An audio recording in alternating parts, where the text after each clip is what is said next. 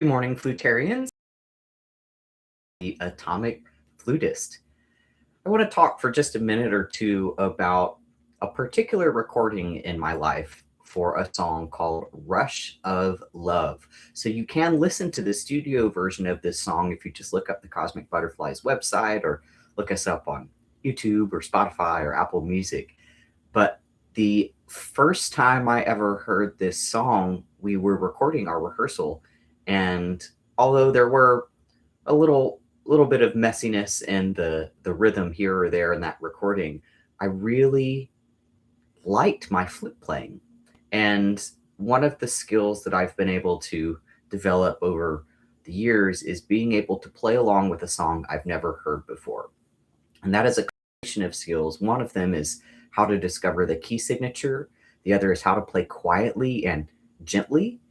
And we're going to start our little Atomic Flutist session today with a little improvisation on just the notes A, B, and C sharp, the first three notes of the A major scale. But the third note is very important in discovering the key signature, because if we play a minor third and it sounds good, okay, we know that we're in the minor, or at least in this case, A, B, C. If we play the C sharp, if we know the C sharp is there and it's consonant, we know by necessity the F sharp is there as well, because the order of sharps that we add is always the same. We add or subtract them, the sharps or flats in the same order. So for example, if there's an A sharp, we know that there's definitely an F sharp, a C sharp, a G sharp, and a D sharp as well. So we'll practice today a little bit of playing quietly and playing loudly as well. But when you're first joining a song, I think it's best to lay back, play quietly, play just 2 or 3 notes until you discover the sharps or flats, until you discover through the process of elimination what is the key signature. And you can use the chromatic guess it game skill to hopefully gently and easily discover the notes that are most consonant, or the chord tones, the notes in the key signature. So if you want to join us for playing the chromatic guess it game and some other fun improv games, you can join me at noon today Central Time. I'll be going live on Zoom. And check out the Flutarian School. That's the best place to check out the calendar of events. I do improv games 4 times a week now, and sometimes other special events in addition to this Atomic Flutist session. So I've decided to start having a key of the day related to the day of the month. So today is the 10th day of February. And if we count up the chromatic scale from C, 1, 2, 3, 4, 5, 6, 7, 8, 9, 10, we're at A. So we'll do A major today.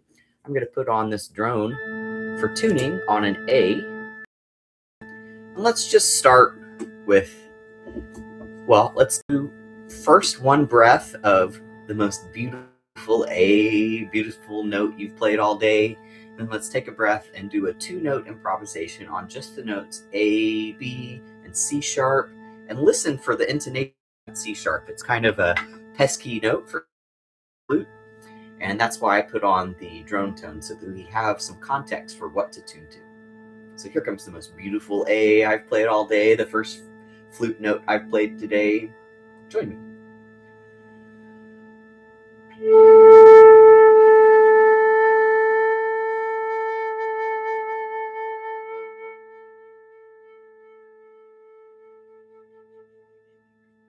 a little improv on A, B, and C sharp.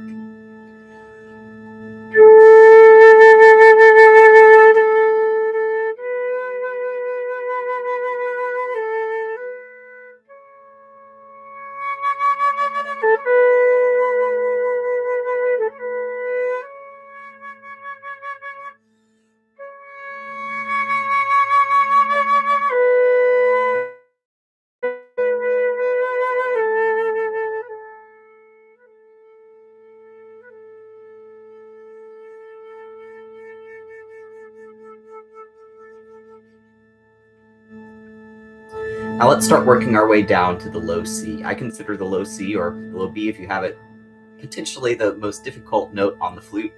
And I think that a strong lower register on the flute is the foundation for a beautiful upper register, so I always warm up my low register first. So we'll do 2 notes per breath. Let's do this without vibrato and with dynamics that are shaped like this: a starting quietly and ending quietly as possible. And in the middle, when you make the transition to the next lower down note, try and play as loudly as you can possibly play, while also listening for the intonation, because we know that the flute tends to play sharp or sound sharp when we play louder, and tends to sound flat when we play quieter. So we'll do A to A flat, and maybe also be thinking about how full is your air tank. And when you're about 50% empty, make the transition to the next note. When we're playing classical music, frequently the breathing moments are written in for us, or we take our pencil and draw a little apostrophe to know when we're going to take a breath. But in improvising, it's important to have an awareness of how much air you have left, so that you can start planning or composing on the fly where your next breath is going to be.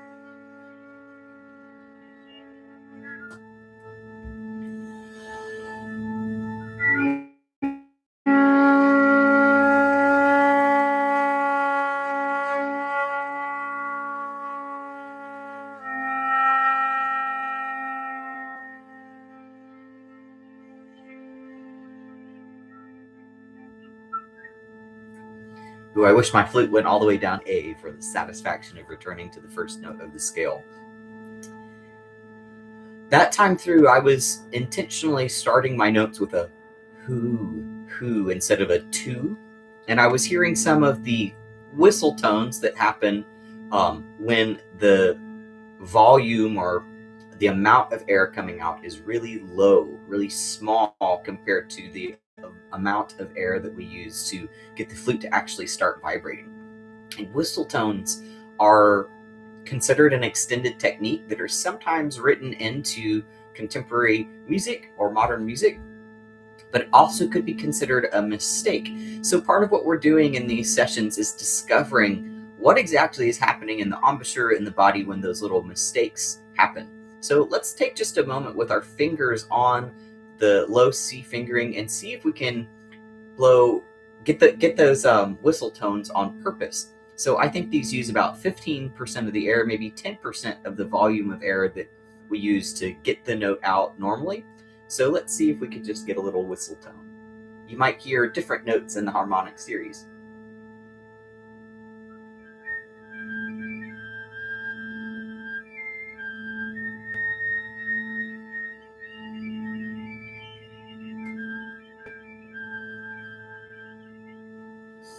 Let's do that for one more breath. Think about the finesse, the gentle finesse that you need in your embouchure to make it.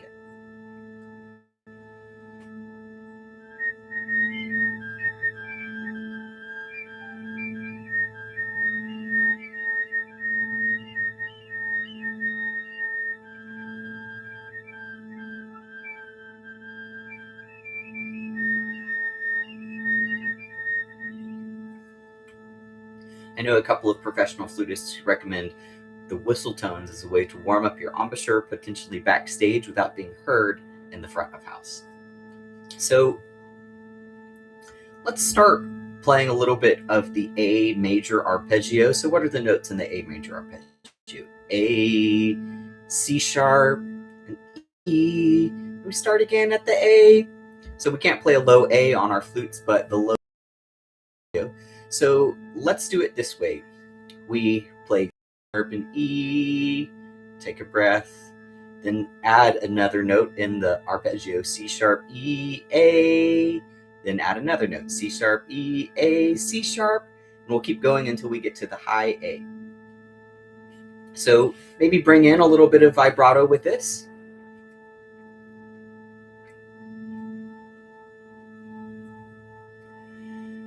And slurred, no tongue in between.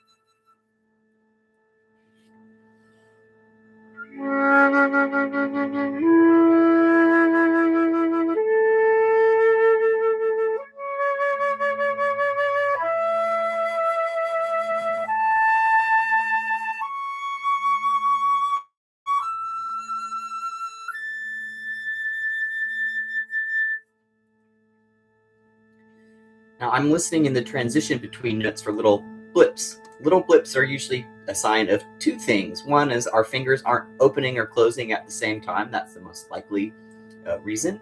Or two, maybe there could be a leak in the flute or some mechanism that's not opening and closing at the perfect timing. It's time to take my flute in soon for a tune-up. So I'll have more information then about, for me personally, is it my fingers not opening or closing on that little blip I heard, or is it maybe a little mechanical issue with my instrument?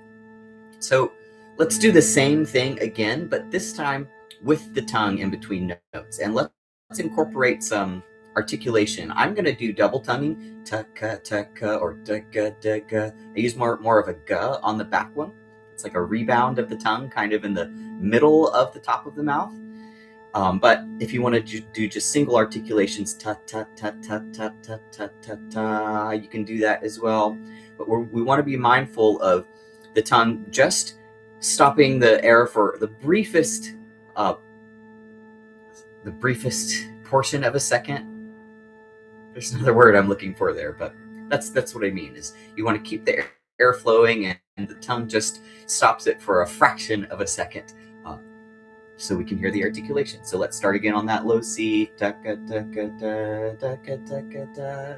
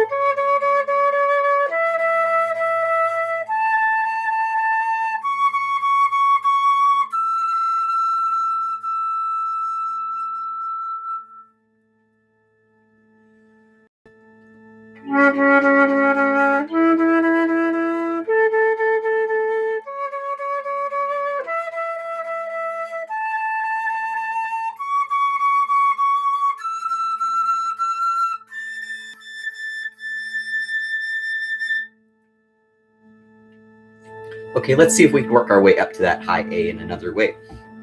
So, in my opinion, it's best to practice our scales at some point, starting and ending on every note of the flute, starting and ending on every note of the scale.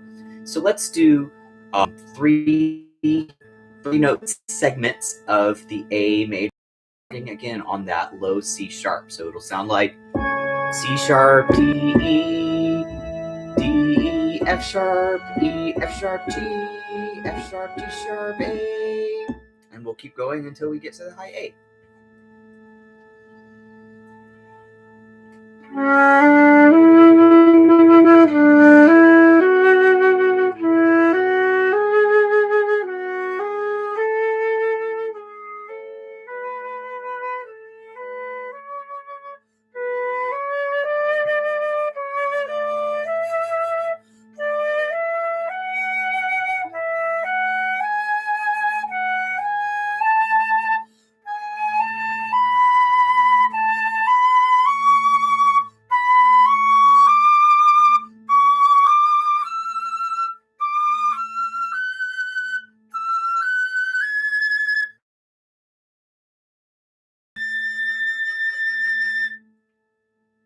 let's do the same thing, but with 4-note segments. So C sharp, D, E, F, D, E, F sharp, G.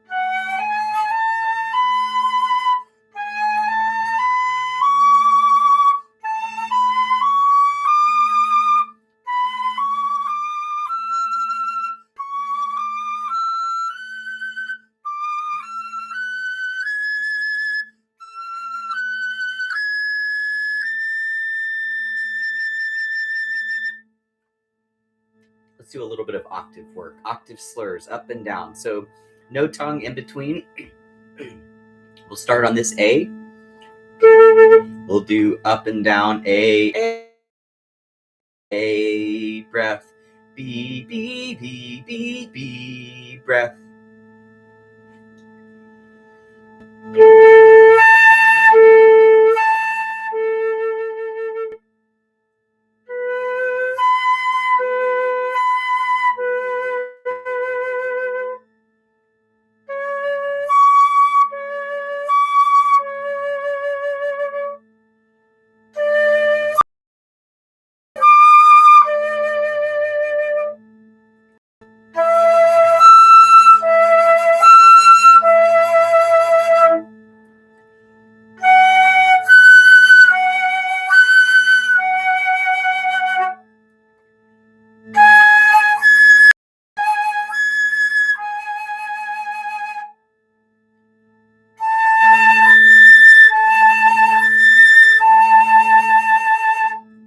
Let's do the same thing going down, but this time keep your fingers on the lower fingering. So we call it harmonics when we have our fingers on a lower fingering, but we play a higher note. And if you can still get the high note out with the harmonic fingering, your embouchure will be better prepared to play it when you have the proper fingering. So here we go, A to A.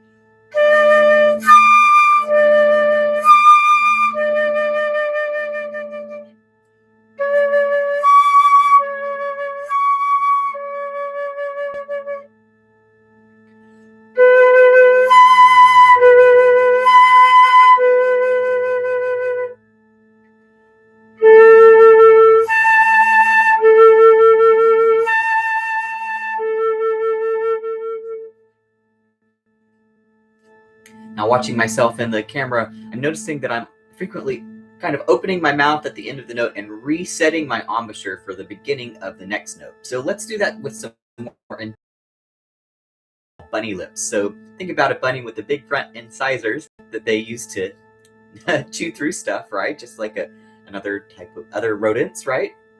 So bunny lips is where we lift our top lips to show these front teeth, and then we relax them. So this is like a reset in the muscles. So let's do this with the arpeggio, starting on this A.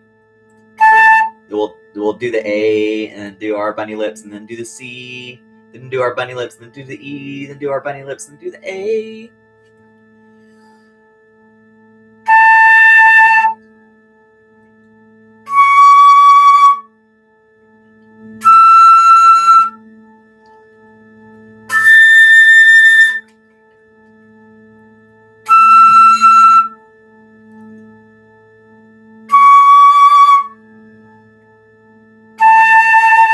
Let's keep going down.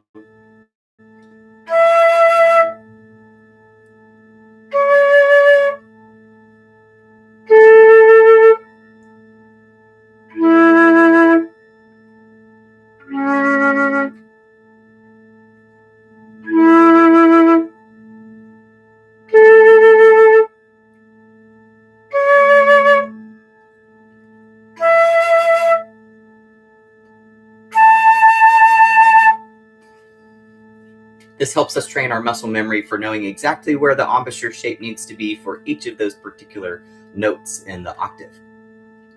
I've been doing some vibrato. Let's now do some intentional vibrato. On this A, let's do one breath of super slow, super big vibrato. It'll sound like pitch bends because, well, vibrato really is just a little change in pitch, right? So let's do one that's super slow and big, and we'll take a breath and do one that's as fast as possible. And we'll do slow to fast and fast to slow.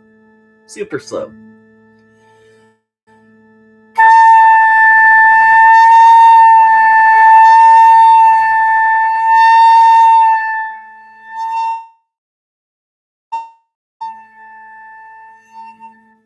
Now super fast.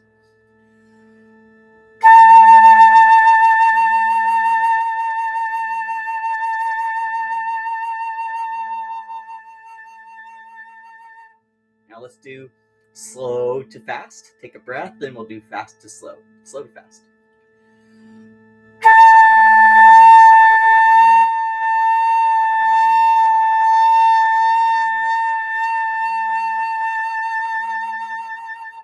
Fast to slow.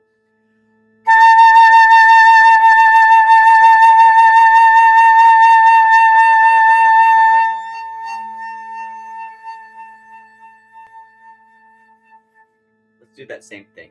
Slow to fast, take a breath, and then fast to slow.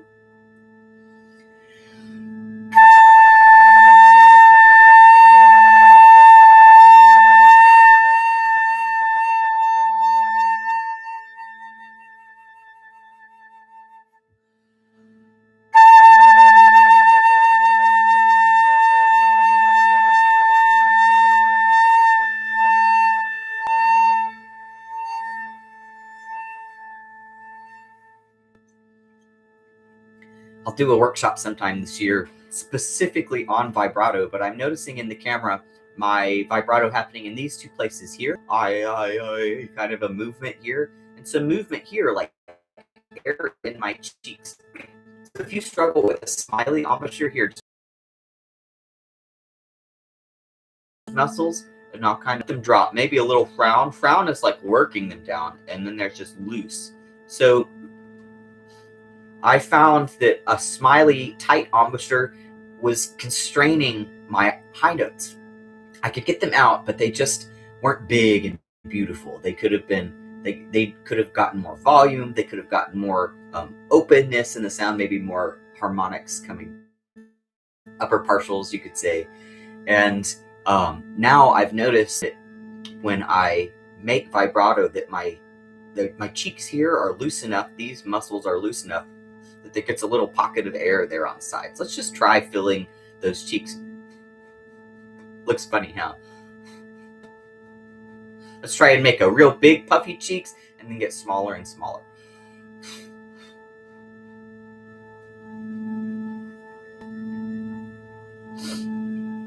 So let's do a little bit of high note work. Let's start on this high F sharp, and let's work up the chromatic scale just like we were working down the chromatic scale earlier. 2 notes per breath, starting and ending as quietly as possible, and in the middle as loud as possible. So first we'll do F sharp to G natural, and we'll do G natural to G sharp, and we'll do G sharp to A.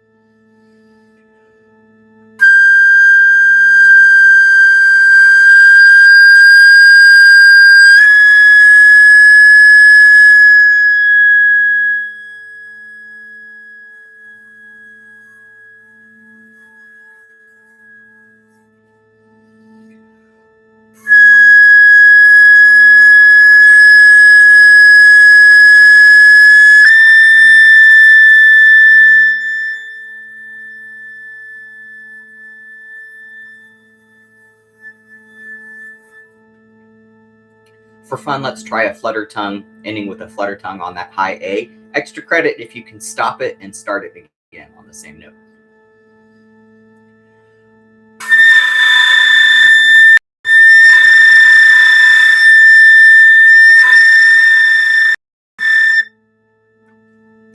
All right.